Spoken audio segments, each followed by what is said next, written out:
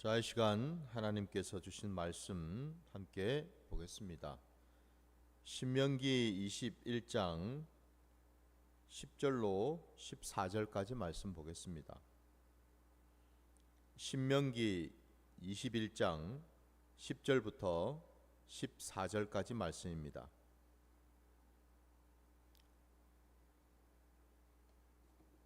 내가 나가서 적군과 싸울 때에 내 하나님 여호와께서 그들을 내 손에 넘기심으로 내가 그들을 사로잡은 후에 내가 만일 그 포로 중에 아리따운 여자를 보고 그에게 연연하여 아내를 삼고자 하거든 그를 내 집으로 데려갈 것이요 그는 그 머리를 밀고 손톱을 빼고 또 포로의 의복을 벗고 내 집에 살며 그 부모를 위하여 한 달 동안 애곡한 후에 내가 그에게로 들어가서 그의 남편이 되고 그는 내 아내가 될 것이요 그 후에 내가 그를 기뻐하지 아니하거든 그의 마음대로 가게 하고 결코 돈을 받고 팔지 말지라 내가 그를 욕보였은즉 종으로 여기지 말지니라. 아멘.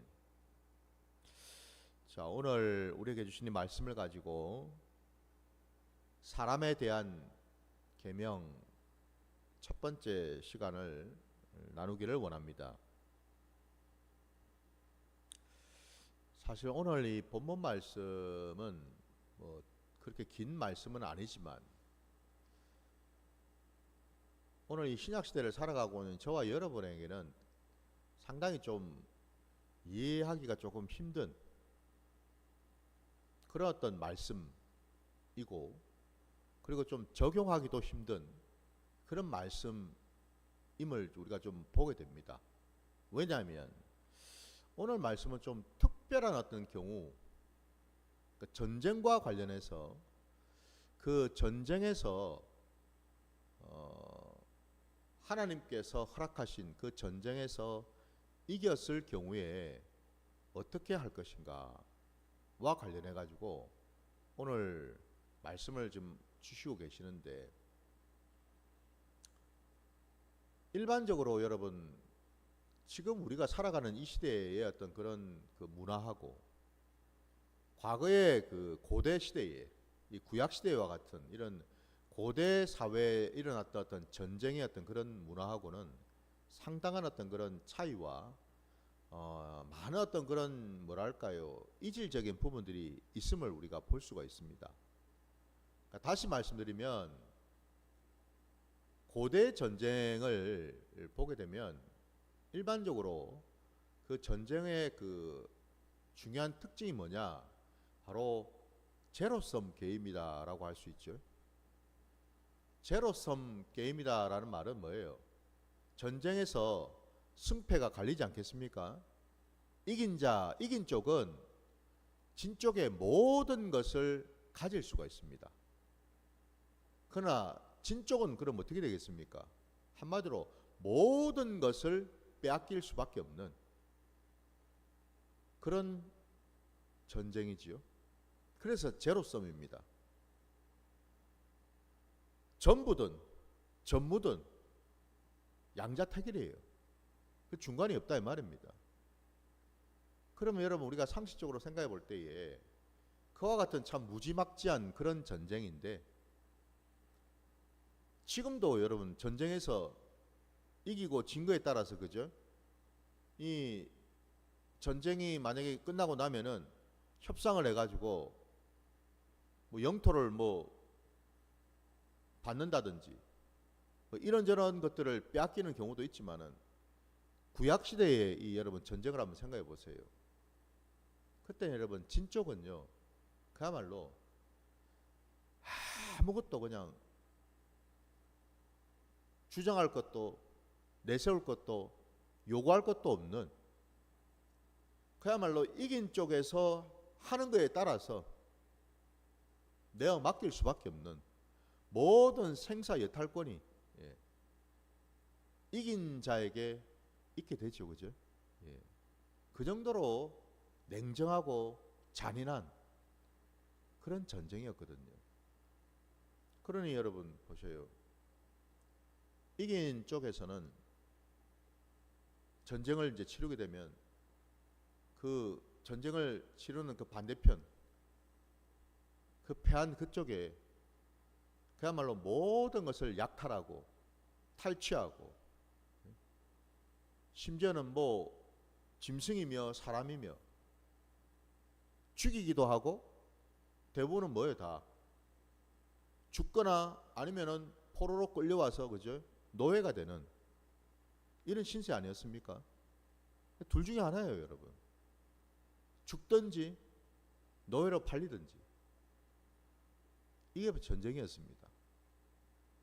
그만큼 그 전쟁에서 어떤 인간적인 어떤 그런 권리, 사람에 대한 어떤 배려, 존중 이 자체가 없죠.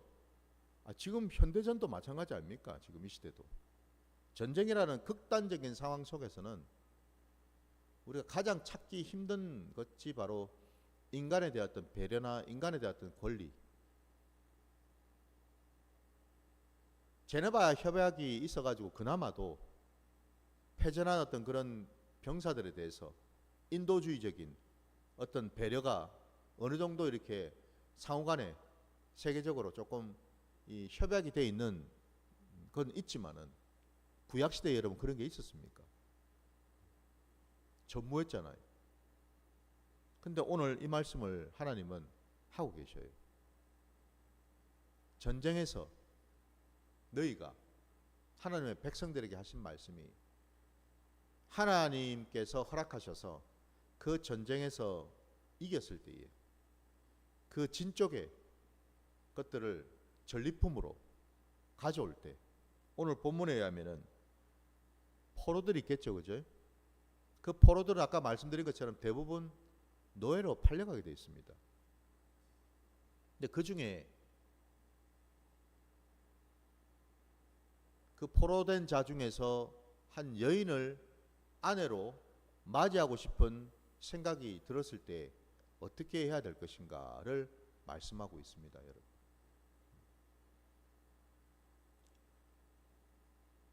12절과 13절 말씀해 보면은, 그를 내 집으로 데려갈 것이요 그는 그 머리를 밀고 손톱을 베고 또 포로의 의복을 벗고 내 집에 살며 그 부모를 위하여 한 달 동안 애곡한 후에 내가 그에게로 들어가서 그의 남편이 되고 그는 내 아내가 될 것이요.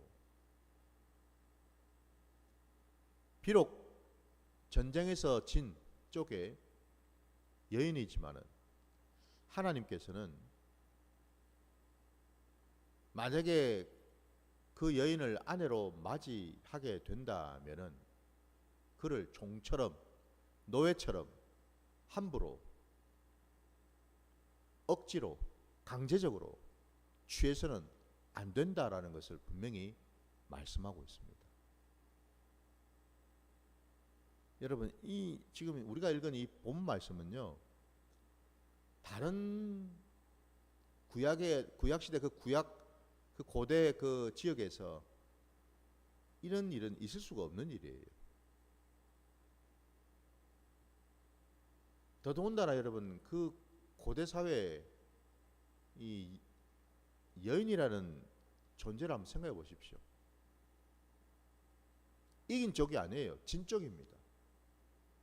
진 쪽의 여인들은 대부분 성적인 노예가 되어버립니다. 아무런 권리도 아무런 인권도 내세울 것이 없어요. 주장할 수가 없습니다.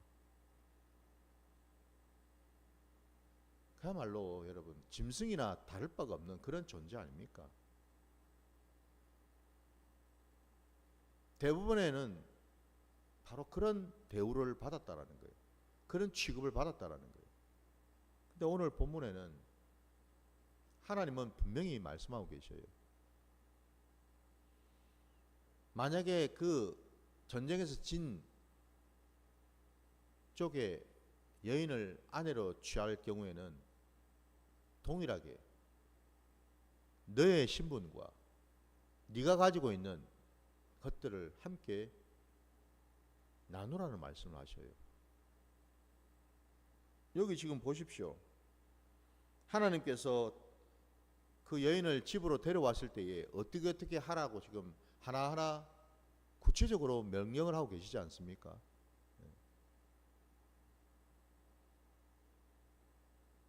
그 여인이 하나님의 백성 안으로 들어온다는 것인데, 그럴 경우에 그를 어떻게 대할 것인가를 하나님은 말씀하고 있다 이 말입니다.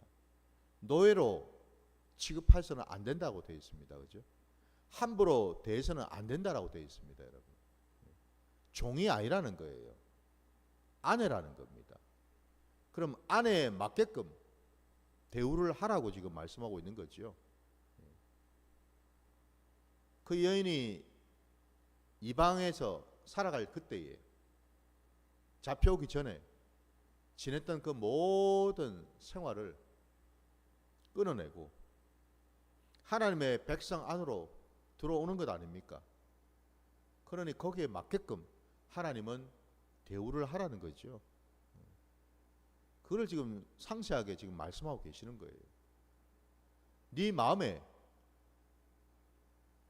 품는 것이 그냥 단순히 노예나 종으로 대하는 것이 아니고 짐승으로 대하는 것이 아니라 사람으로 대하라는 거예요, 여러분. 우리가 알고 있는 것처럼 태초에 하나님께서 사람을 지으셨을 때에 첫사람 아담을 지으시고 난 후에 하나님께서는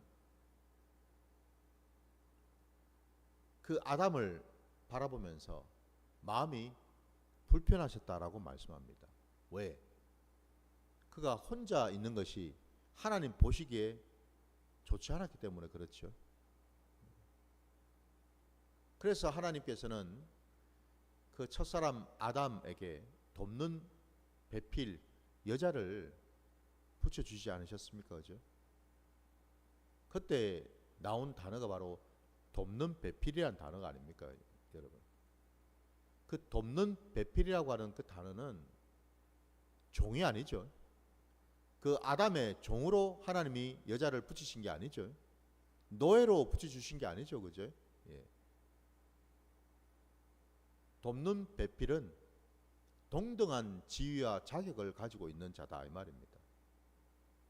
동등한 조건을 가지고 있는 자다 이 말이에요. 그 말은 뭐냐면은 하나님 앞에서 사람 앞에서 그 첫사람 아담 남편 되는 그 아담과 동등한 지위와 자격을 하나님은 허락하셨다라는 뜻이에요.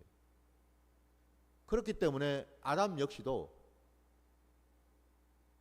여자를 아내를 바라볼 때에는 하나님이 바라보시는 그 마음과 그 눈으로 바라봐야 된다라는 거죠. 뿐만 아니라 여러분, 돕는 배필이라는 의미 속에는 하나님은 서로가 서로를 섬기면서 서로가 서로를 채워주는 존재로 세우셨다라는 거죠. 이게 돕는 배필의 의미 아닙니까? 마치 그것처럼 오늘 본문에 비록 전쟁에서 패한 그 나라의 그 민족의 여인을 데려와서 아내로 삼을 때도 우리 하나님의 선하신 뜻은 동일하게 적용되어야 한다는 거예요. 같은 민족이 아니라 이방에서, 그것도 전쟁에서 패한 쪽에 여자를 데려왔으니까 내 마음대로 해도 된다가 아니라는 거죠. 적어도 아내로 맞이할 여자라면 왜 그에게 오늘 말씀에처럼 동등한 어떤 그런 자격과 조건을 갖도록 하나님은 말씀하시는가? 이유가 뭐겠습니까? 다름이 아니라 여러분, 본래 하나님이 당신의 백성으로 삼은 자들에게 허락하셨던 그 은혜를, 그 긍휼을, 그 자비함을 동일하게 그 여인에게도 행하라는 거죠. 동일한 방식으로 하라는 겁니다. 그것을 이제 오늘 우리 본문에서 말씀을 하고 있고요.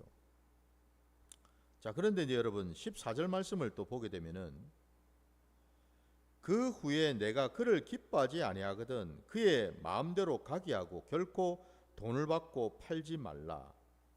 내가 그를 욕보였은즉 종으로 여기지 말지니라 라고 되어 있습니다. 오늘 본문 말씀 속에는 보다 좀 구체적이고 상세하게,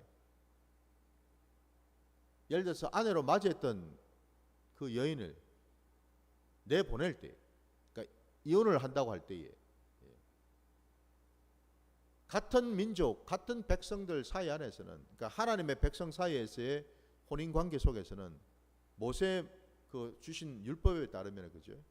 이혼 증서를 써주게끔 되어 있죠. 여러 가지 절차가 있는데 오늘 본문에는 딱히 그러한 구체적인 여러 절차들은 없고 단지 한 가지, 그 여인을 자유롭게 내보내라 라는 말씀만 있어요. 결코 그 여인을 종으로 팔아서는 안 된다라고 분명히 말씀하고 있습니다.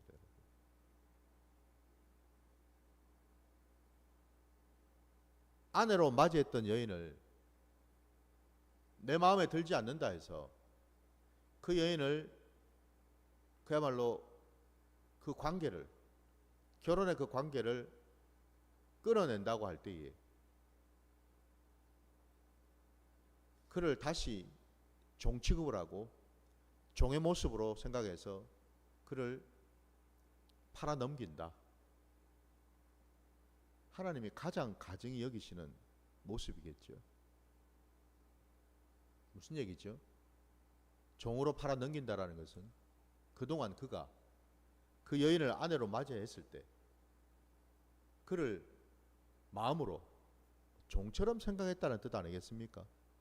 아내로 생각한 것이 아니고 종으로 여겼고 종처럼 부렸고 종처럼 생각했다는 그런 뜻 아니겠어요? 그죠? 하나님은 지금 그걸 말씀하고 계시는 거죠. 우리 안에 여러분 악한 것이 너무나 많다라는 것을 하나님은 누구보다 잘 아십니다. 여러분 창세기 6장을 잠깐 한번 보실래요?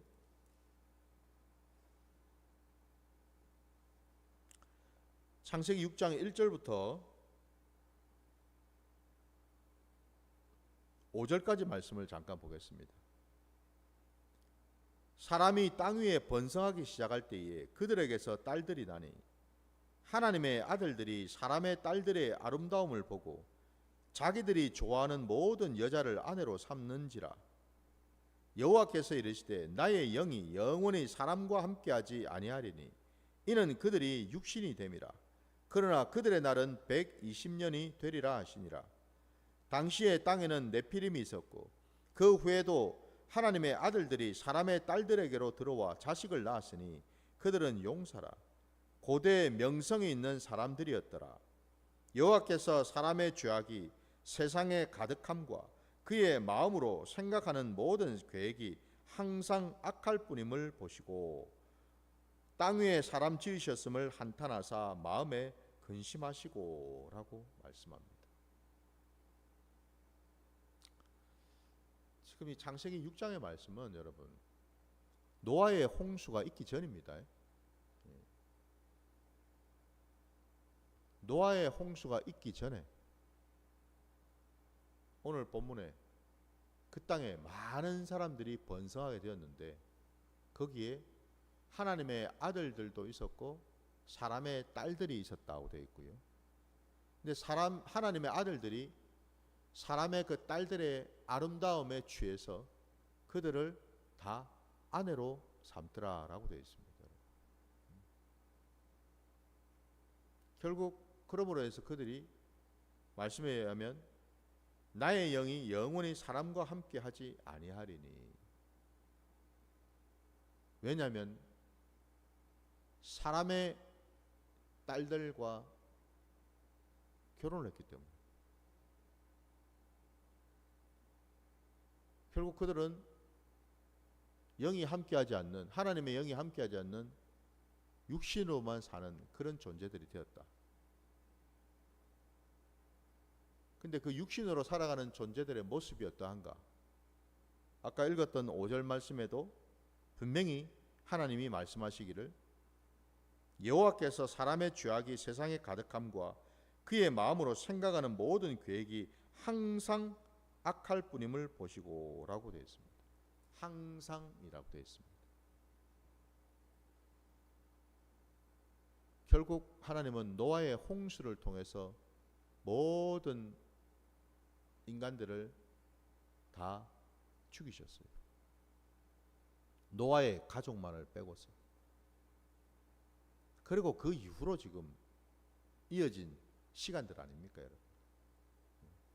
홍수 이후에 다시 이 세상에 나온, 어쩌면 이제 노아의 계보이겠죠, 그죠? 예. 오늘 본문에도 여러분, 과연 그러면 이제 홍수가 끝나고 노아의 자손들이 셈, 함, 야벳이라고 하는 세 아들, 그들로부터 나온 그 자손들에 의해서 새로운 인간들이 나타났으니까 전혀 문제가 없고 죄도 없고 이러는가? 아니죠, 그죠? 아닙니다. 여전히 이 구약 시대에도, 그리고 지금도 마찬가지로 여전히 우리 안에는 죄된 근성들은 남아있지요.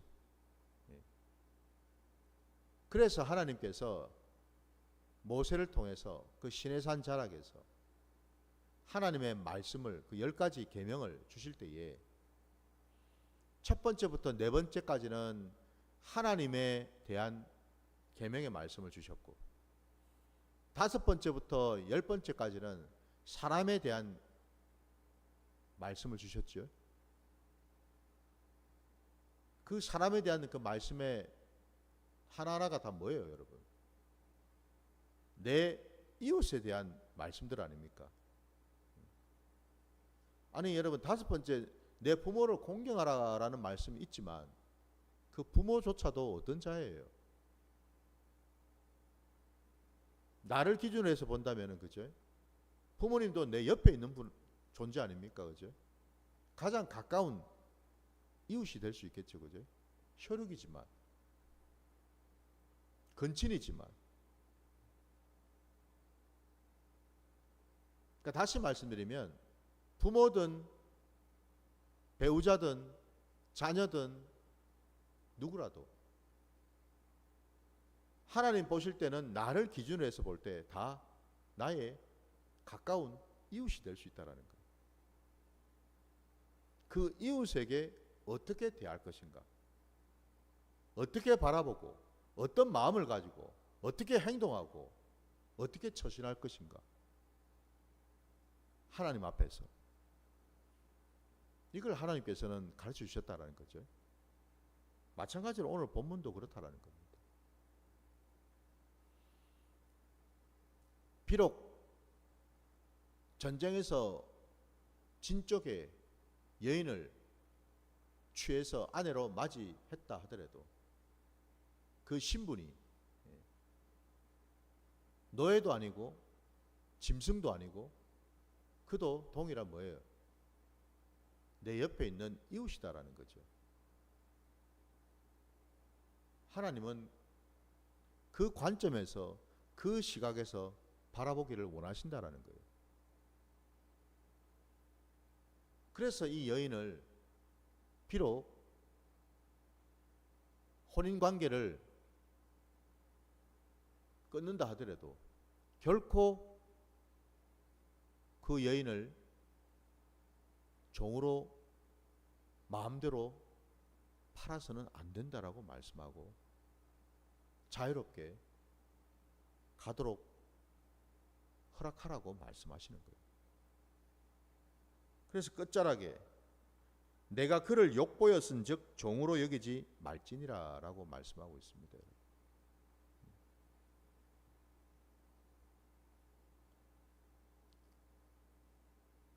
이 신약시대에 여러분, 사실 오늘 이 말씀은 어쩌면은 그죠, 우리의 삶의 자리에서 우리의 어떤 이런 문화 속에서는 참 용납이 안 되는, 이해하기 힘든 그런 말씀이에요. 이 말씀을 여러분 우리는 어떻게 보고 이해를 해야 될까? 다름이 아니죠, 여러분. 이 땅에 오신 우리 주님께서도 가장 핵심된 계명으로, 하나님의 말씀 중에서도 가장 본질적인 계명으로 두 가지를 말씀하셨잖아요. 첫 번째가 하나님에 대한 사랑이었죠, 그죠? 마음을 다하고 성품을 다하고 뜻을 다하고 목숨을 다해서 여호와 하나님을 사랑하라는 그 첫 번째 계명을 하셨고, 두 번째 계명을 주시면서도 주님은 분명히 말씀하시기는 둘째도 이와 같으니라고 되어 있습니다, 그죠? 그 첫 번째 계명과 다를 바가 없다라는 거예요. 그 첫 번째 계명으로부터 자연스럽게 이 두 번째 계명은 반드시 나올 수밖에 없다라는 의미죠. 하나님을 사랑한다 하면서 이웃을 함부로 대하고 사람을 함부로 취급하고 함부로 대한다?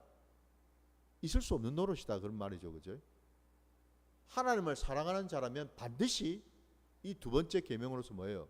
내 이웃을 내 몸과 같이 사랑하라는 그 계명이 지켜질 수밖에 없다라는 거죠. 따로가 아니다라는 겁니다. 따로가 아니다. 우리가 하나님을 경외하고 하나님을 믿는 자라 하면 반드시 뭐예요? 사람과 사람의 관계에 있어서도 하나님이 하신 그 말씀이 그대로 적용이 돼야 된다라는 뜻이겠죠. 바로 이걸 말씀하고 있다라는 겁니다.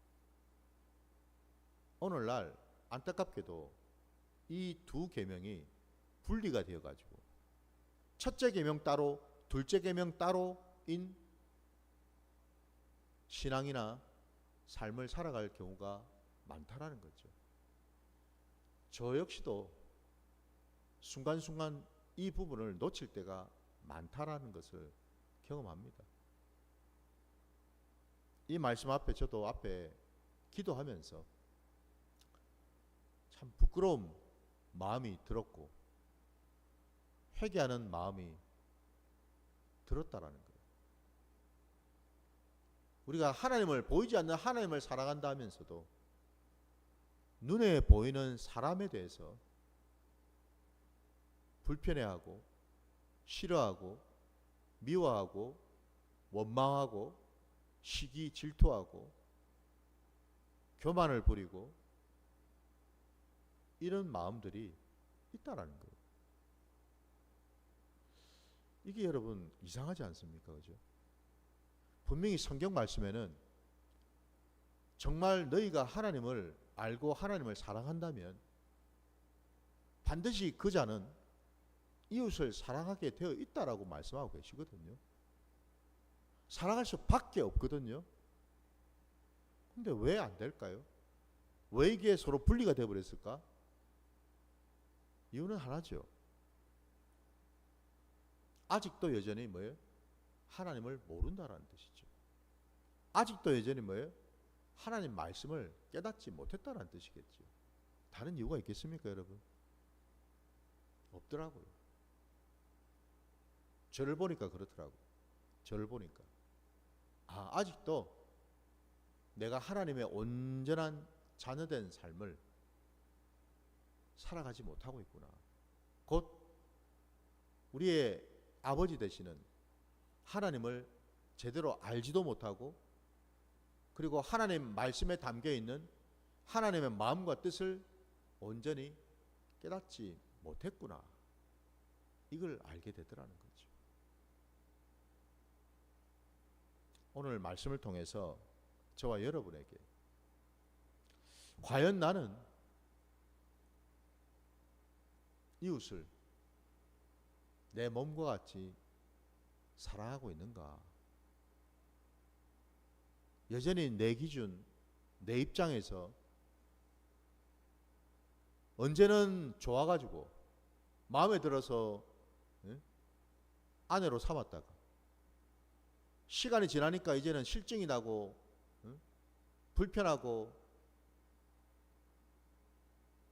사랑이 식었다고 해가지고 그 아내로 취했던 여인을 종으로 그냥 팔아버리는,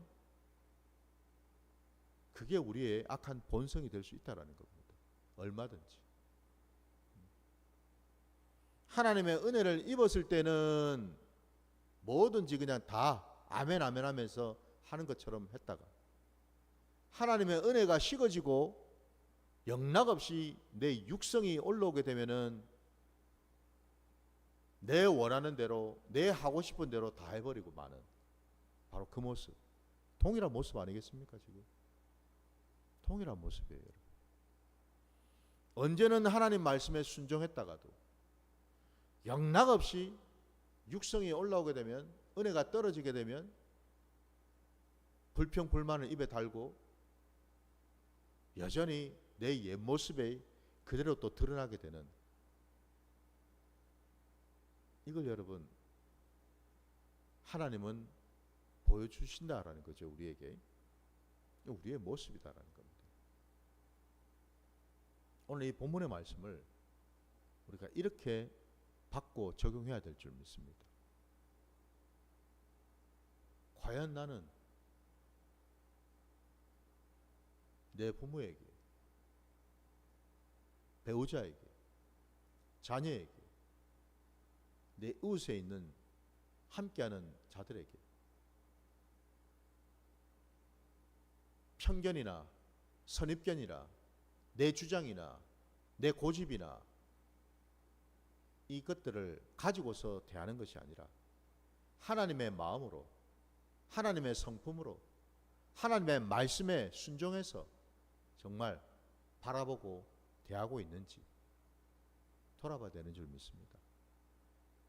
부디 저도 여러분도 오늘 이 말씀이 내 삶의 자리에 아무런 의미가 없는 말씀이 아니라 이 말씀 속에 담겨 있는 하나님의 진심, 하나님의 마음을 온전히 깨달아서 이제는 우리가 하나님을 사랑하는 것처럼 내 이웃도 같은 마음으로, 같은 사랑으로 품고 섬길 수 있는 그런 자리로 나아가시기를 주의 이름으로 축원합니다. 자, 오늘 말씀 여기까지 드리고 주님이 우리에게 가르치신 기도로 예배를 마치겠습니다. 하늘에 계신 우리 아버지여, 이름이 거룩히 여김을 받으시오며 나라가 임하시오며 뜻이 하늘에서 이루어진 것 같이 땅에서도 이루어지이다. 오늘 우리에게 일용할 양식을 주시옵고 우리가 우리에게 죄 지은 자를 사하여 준 것 같이 우리 죄를 사하여 주시옵고 우리를 시험에 들게 하지 마시옵고 다만 악에서 구하시옵소서. 나라와 권세와 영광이 아버지께 영원히 있사옵나이다. 아멘.